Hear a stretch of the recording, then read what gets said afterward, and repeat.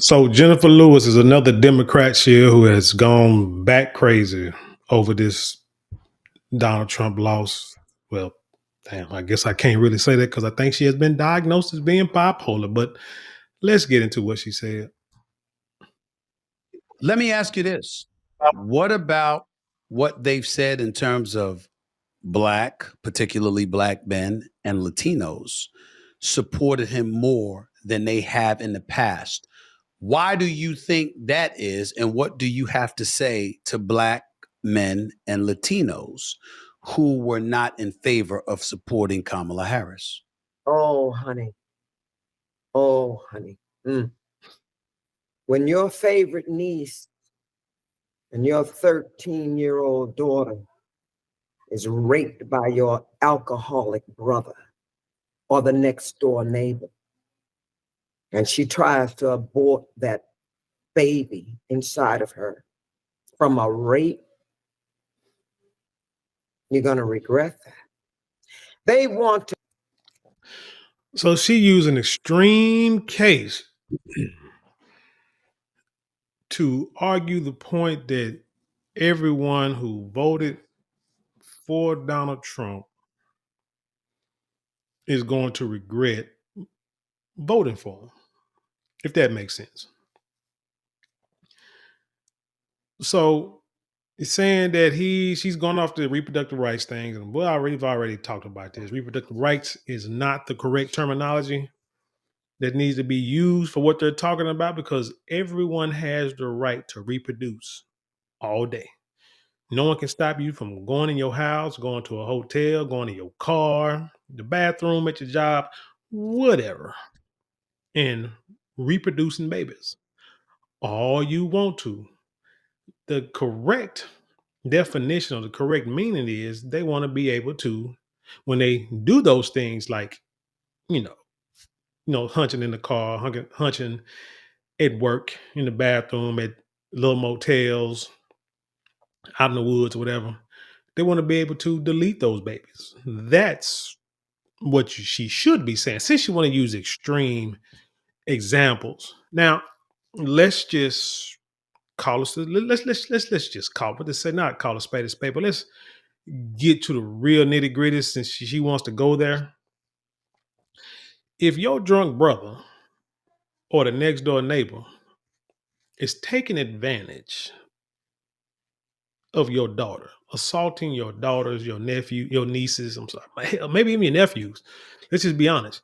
But your daughters and your favorite niece and your favorite little baby cousin, that is an at-home issue that needs to be handled initially at home. Like Chris Rock said back in the day, we all know that, that uncle that the kids can't, that you don't leave your kids with, which in itself was, was a joke, but in reality, it's one of those things like if you know who is capable and what they're capable of in your family, you don't leave your family, you don't leave little kids with them, and you really need to check them and probably put hands on that person and ostracize that person away from family and family functions at all cost. You got to start there. That's why they say you got to make sure you take care of home first before you worry about the rest of the world. So if you really want to just get down to it, if your brother is doing something like that, then most times you know that your brother is capable of that. If your next door neighbor is getting that close to your kids, well, that's a problem because you should be watching your daughter and your little niece and nephew, whoever at your house, a lot closer than what you do now. You can't watch people 24/7. I understand, but there are always flags. They may not be big red flags, maybe little small orange flags, but there are always flags out there. But even if they're not flags, you just don't leave grown folks with little girls. Not if you are like a real father and you are watching over your daughters and you can't trust nobody. To keep women in their place. It's so disgusting. I can't even put words to them voting for her. They didn't vote for her, didn't vote because she was a woman. They didn't care that she was smart and powerful, educated, beautiful, kind, joyful, fearless. There are some people who might, you know, argue the point of her smartness. How fearless she is, I don't know. I just don't take it. She may have all them points, but you just really can't take her seriously when you watch how she conducted herself in public places.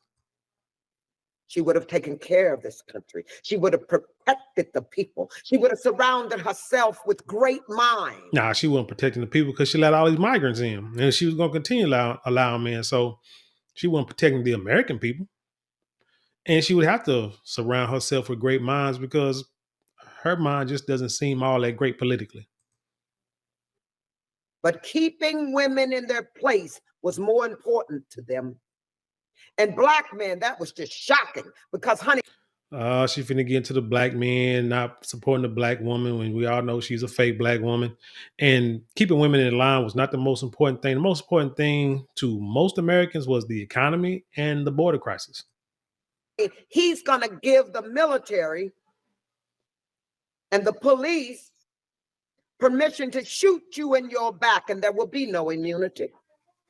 So see, that shows you right there that she's talking out the side of her neck. Because first of all, said there will be no immunity. I think she wanted to say that there will be immunity, right? Because that's what everybody's afraid of, that police will be able to shoot you in your back and there will be immunity. Do y'all know there used to be laws in place that I believe were not taken out until the 70s, which is like maybe 40, 50 years ago, to where police can say stop or I'll shoot.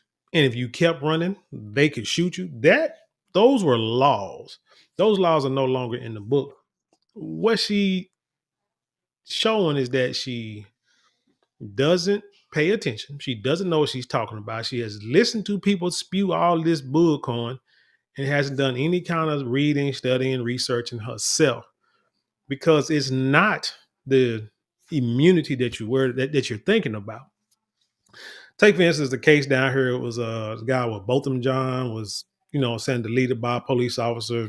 She went into his apartment with key cards and stuff. And somehow she got in his apartment on, I don't know, opened it up and shot him because she thought it was her apartment. Don't know how that happens. But shot him while he was eating a bowl of cereal, a bowl of ice cream or something one night and killed him, right? Um, the immunity part is that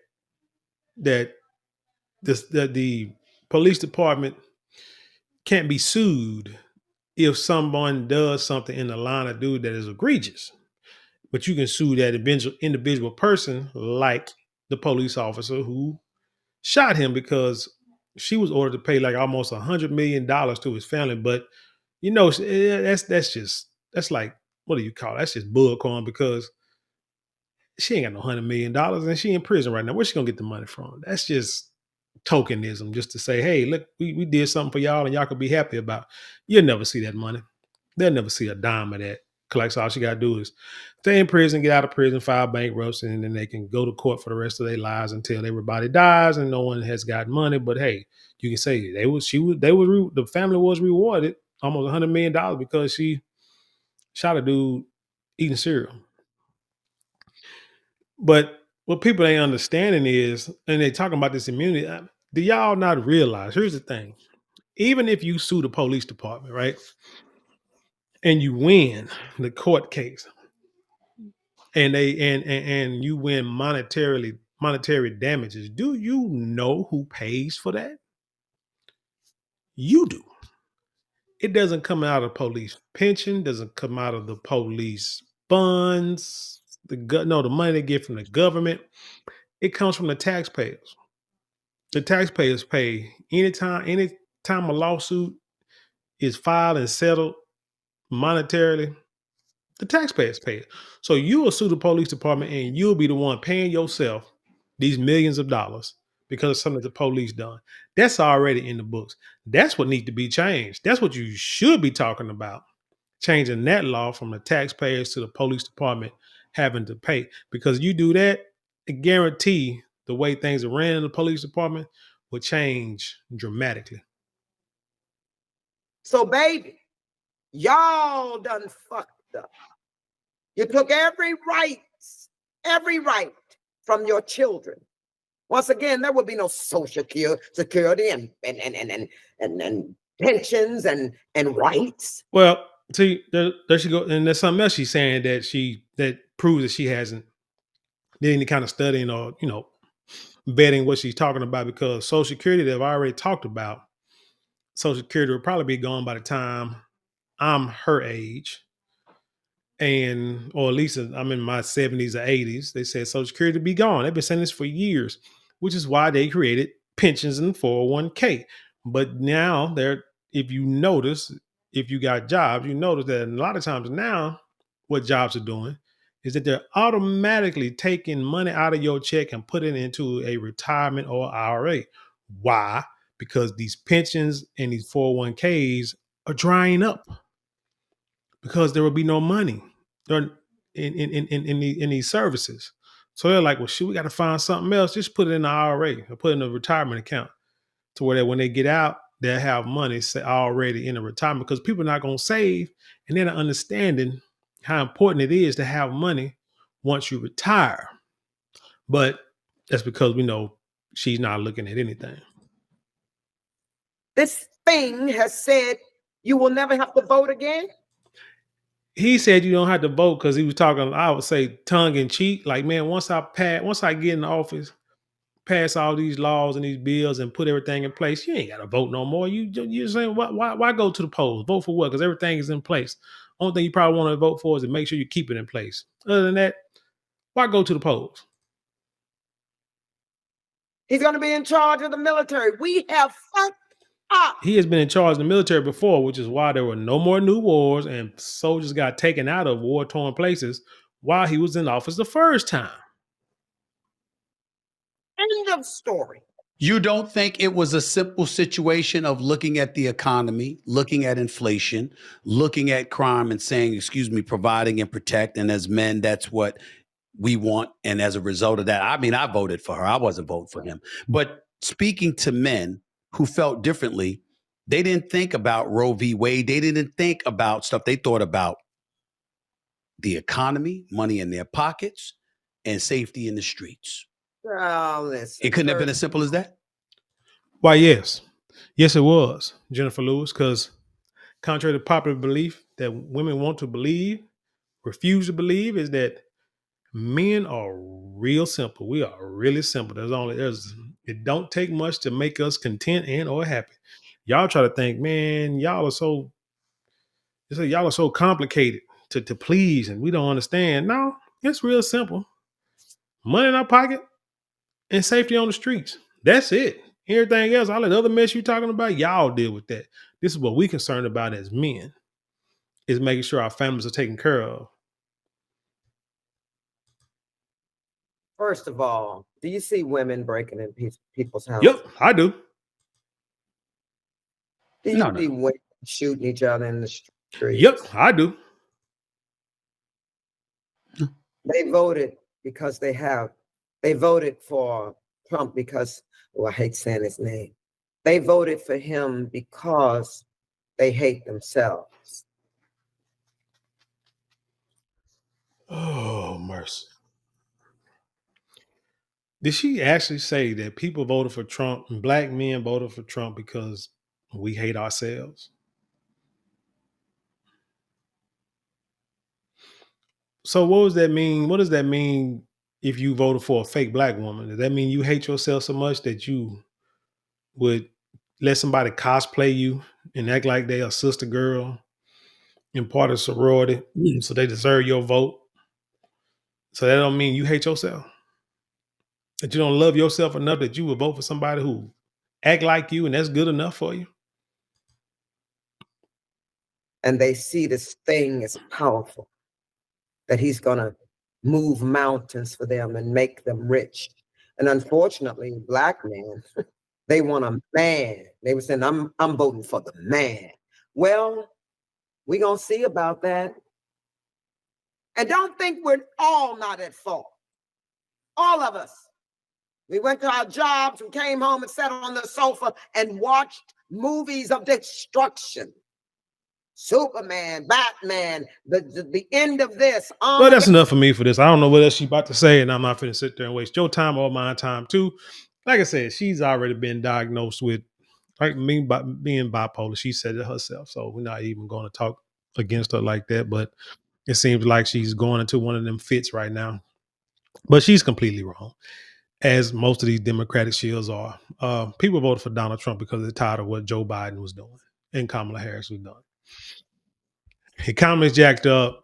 You got 20 million illegal migrants in this country. Now they're saying about 2 million of those are like, violent criminals that y'all let into here. A lot of them have committed crimes, egregious crimes, have assaulted young girls, deleted people of all races and nationalities and creeds. And yet they can't get in. They've done small crimes and they have been arrested and released. Can't can't detain them so ICE can send them back home. Can't do anything. You just gotta let them run rampant in the streets. But yet, I'm sure we all got family members, or the majority of us have family members who are locked up for probably doing crimes equal or less than what these illegal migrants have done, and they did not get released and are not getting out of jail no time soon. So, but hey, bottom line is Democrats lost. Well, let's just say Kamala Harris. Let's say the Democratic Party lost. I don't want to say the American people lost because hopefully, and I mean, it's all about hope because I mean, once you're tired of things going one way, you want to see a change. Sometimes it don't matter who it is. I mean, if you give us two options, well, hey, we didn't like the first. We saw what the first option did, and they didn't do right by they're not doing right by the people now. So let's try the second option. Can't be too much worse. And then what he said the first time he ran to black folks, what he got to lose. And when we voted him in, I don't think it was too bad. But anyway, tell me what you think about this story. Leave your comments below. Share it with the world. Let's have an intelligent conversation. Hey, thank y'all for watching. Don't forget to like, share, comment, and subscribe. Those four things cost you nothing but maybe a couple of minutes out your day. But it means the world to us here. If you'd like to support us monetarily, you can get super thanks, super chats, super stickers, or go to the description box. There are links there you can click on. You can help support us financially there. Don't forget to go to marlonmorale.com where you can get 10% off your first purchase of all our luxury items. I promise you will not be disappointed. If you want to take advantage of our miniature beard kit sale right now, click the shop button below where we're having a sale on our sandalwood miniature beard kits. It has a beard balm, beard oil, beard wash, and sandalwood has been clinically proven to help stimulate hair follicle growth. So why not try to get that beard to where it needs to be by using the best product on the market? And with that being said, I leave you in peace, and I'll see you on the other side.